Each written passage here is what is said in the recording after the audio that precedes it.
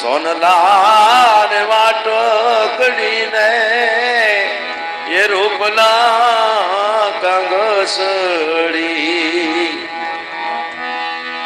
એવ બાલુડો જોગી નાવા બેઠો રે ભરથરી હાથ પગ એ જોડે ના ઘરની સતરી એવા વાહના મોર નિહાળે નિમાડી રે ભરથરી. આ બાજુ ગોપીચંદ રાજા સ્નાન કરે છે અને માં મેનાવતી આ બાજુ માં મેનાવતી ઝરૂખે ઉભા ઉભા જોઈ રહ્યા છે. મોર રે એની હાળતા માતાજીનું હયું રે ભરાણું જો મોર રે એની હાળતા માતાજીનું હયું રે ભરાણું જો એના નેણ લે કાઈ આસુડાની ધારું રે ભરથરી. માં મેનાવતી ગોપીચંદ રાજાના વાહન મોર નિહાળી રહ્યા છે. વાહનો મોર નિહાળે છે માં અને ગોપીચંદ રાજાને જોઈ અને માં મેનાવતીને તિલકચંદ રાજાની યાદ આવી છે. આ બાજુ ગોપીચંદ રાજાના વહામાં માના આંખમાંથી આહુડા જે ગરમ પડ્યા અને ગોપીચંદ રાજાની નજર ઝરૂખામાં જાય છે. જોવે છે તો માં મેનાવતી અને ગોપીચંદ રાજાનું હૃદય દુભાણું છે. શું માતાજીને મારા હોવા છતાંય એવું માતાજીને શું દુઃખ છે? એટલે ગોપીચંદ રાજા માં મેનાવતી પાસે જાય છે. હે માં કિયો ને હે માતાજી તમને કોને રે દુબારા જો.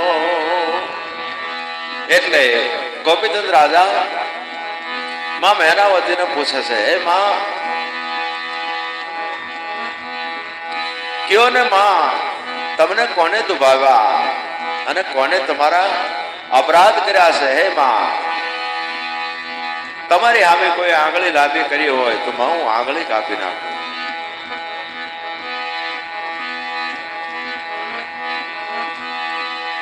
અને કોને રે કર્યા રે તમારા અપમાન રે ભરથરી. એમાં કયો તો એ માતાજી અમે હિંગળા જ જાવી જો અને હિંગળા જ ના તુમરા નહીં આવો રે ભરથરી.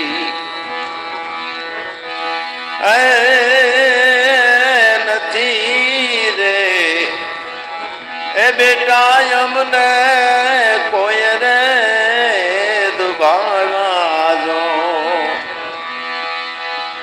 અને નથી રે કર્યા રે કોઈ અપમાન રે ભરથરી. હે બેટા મને કોઈએ નથી દુભાવ્યા, કોઈએ મારું અપમાન નથી કર્યું, તો માં આ રોવાનું કારણ શું? આવી રે એકાયા રે દીકરા તારા બાપોની હતી જો. હે બેટા તું જે સ્નાન કરતો હતો ને તારા વાહના મોર મારી નજરમાં આવ્યા, મને તારા પિતાની યાદ આવી. બેટા, આવી કાયા તારા બાપુની હતી, તારા પિતાની હતી આવી, પણ આજે ઈ રે એ કાયા નામ તો આવ્યા રે ભરતરી. એ બેટા, આવી કંચન વર્ણે કાયા હોય ને તો બેટા એકથી રાખમાં રોળાઈ જવાની છે. બેટા, તારા પિતાની કાયા આવી કંચન જેવી હતી, આજ શમશાનની અંદર એની રાખ ગોતવા જાવી તોય મળે એવું નથી. એટલે હે બેટા, ભગવાનનું ભજન કરી લેવું. આપણે એક ભજનમાં લખ્યું છે, એવી જનની રે જીવો ગોપી ચંદની. જનની જીવો ગોપી ચંદની. શું કામ? પુત્ર ને બેનો રે એ વૈરાગ રે જનની, જીવો રે ગોપી ચંદની. માં મેનાવતી કહે છે, ગોપીચંદ બેટા, એક દિવસ આ ગમે એવું સારું શરીર હશે, આ શરીરને ગમે એટલું શણગારશો, ગમે એટલું હારું પીરો ખાશો, છતાંય બેટા એક દી આ શરીર રાખમાં રોળાઈ જવાનું છે. એટલા માટે બેટા ભગવાનનું ભજન કરી લો. પણ બેટા સાધુ થા ને તો દેશ જાજો, પરદેશ જાજો, પણ એક બેની બાના દેશ ન જાતા. બેટા, આ તો દેશ રે એ જાજો ને દીકરા, તમે પરદેશ જાજો જો, પણ એક રે એ ન જાજો બે નિબાના દેશ રે ભરતરી. એ બેટા, દેશ જાજો, પરદેશ જાજો, પણ એક બેન ના ઘરે ન જાતા, બેન ના દેશ ન જાતા. શું કામ? બેન ને એટલું બધું હેત હોય છે ભાઈ ઉપર, એટલે હે બેટા તને બેન ભેખ નહીં લેવા દે. શું કહે છે? બેન ને એટલું બધું ભાઈ ઉપર હેત હોય છે, એટલે બેન, હા મુનાભાઈ, બેન ભાઈ ને ભેખ નહીં પહેરવા દે. એટલે ગોપીચંદ રાજા કહે છે, જો પરીક્ષા થવાની હોય તો શરૂઆત હું બેન થી કરું. એ દેશ રે એ જોયા ને એ મારી અમે આ પરદેશ જોયા જો. એમાં પણ એક રે એન જોયો બે નિબાનો દેશ રે ભરતરી. એમાં મેં તો દેશ જોયા, પરદેશ જોયા, પણ હજી બે નિબાનો દેશ નથી જોયો. જોઉં બેન ને મારી ઉપર કેટલો પ્રેમ છે. પ્રેમ હશે તો મને ખ્યાલ આવી જશે, બાકી જો હો હશે તો બેન ને ઘડીક પૂરતી પીડા થશે. એટલે ગોપીચંદ રાજા હવે બેનીબાના દેશ ભગવો પહેરી દીક્ષા લઈ અને હવે પેલા બેન ના દેશ જાય છે. ક્યાં?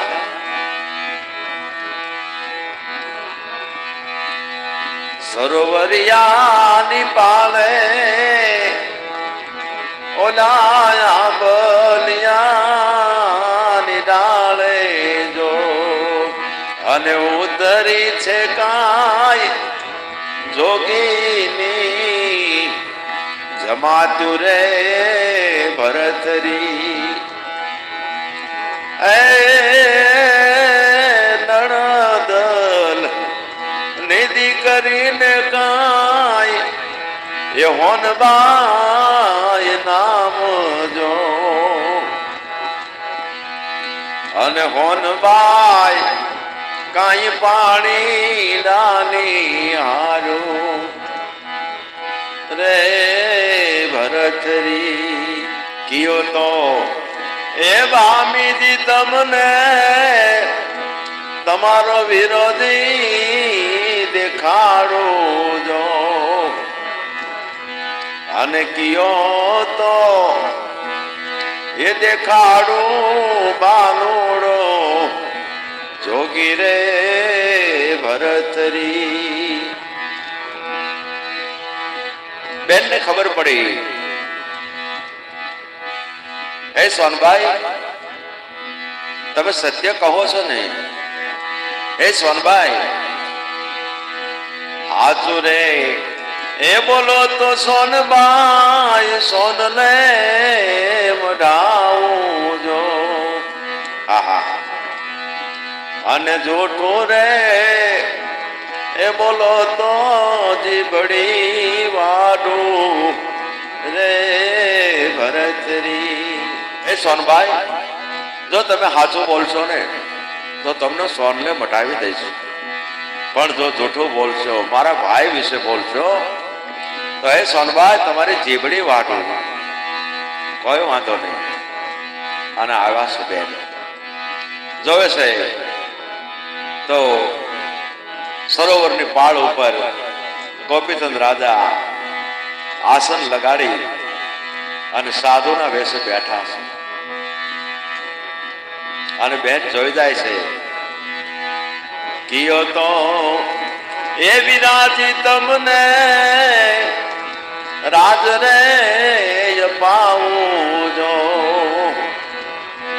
અને કિયો તો એ પાવું પાછા તારા પાઠ રે ભરતરી. હે વીરા શું કામ ભેખ લીધો? હે વીરા તને એવી કોઈ રીહ ચડી હોય તો હાલ હું હારે આવું. એ ભાઈ હું તારા રાજપાટ તને પાછા અપાવું.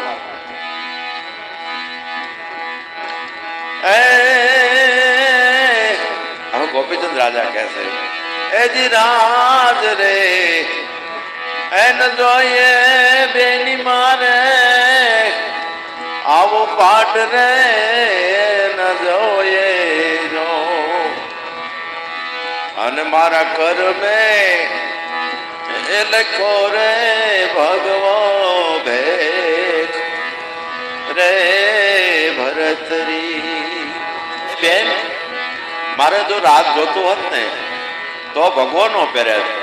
મને કોઈ જ ઉભાવ્યો નથી બેન. મને ભગવો ગમ્યો છે અને મેં પહેર્યો છે. બેન આ દેહને સાર્થક કરવા માટે, આત્માનું કલ્યાણ કરવા માટે, આ જન્મને સુધારવા માટે હે બેન મેં ભગવો પહેર્યો છે. અને ગોપીચંદ રાજા ત્યાંથી ઊભા થઈ અને હાલતા થાય છે. એક ઝાડ પાછળ હંતર ગોપીચંદ રાજા જોવે છે. જવું તો ખરો બેનને મોહ છે કે પ્રેમ છે? જો પ્રેમ હશે તો મારી પાછળ બેન મરી જશે, પોતાનો પ્રાણ છોડી દેશે. અને મોહ હશે તો ઘડીક રોશે, ઘડીક કરશે, પણ વળી પાછા બોલી જશે. એટલે બેન ભાઈ જતા રહ્યા ત્યાં સુધી એની સામું જોઈ અને વિરહથી આંસુડા પાડે છે. પણ પછી બેન પોતાના રાજમાં જતા રહે છે. એટલે ગોપીચંદ રાજાને એવું થાય છે કે આ તો બધો મોહ છે. એમ મિત્રો આપણને પણ આપણે જે જીવી રહ્યા છે જીવન, એમાં આપણને એવું ભાસી રહ્યું છે કે લોકો આપણને પ્રેમ કરે છે, આપણા ઘરના બધાય આપણને પ્રેમ કરે છે. પણ મિત્રો એવું નથી. આ બધી મોહની ઝાડ છે.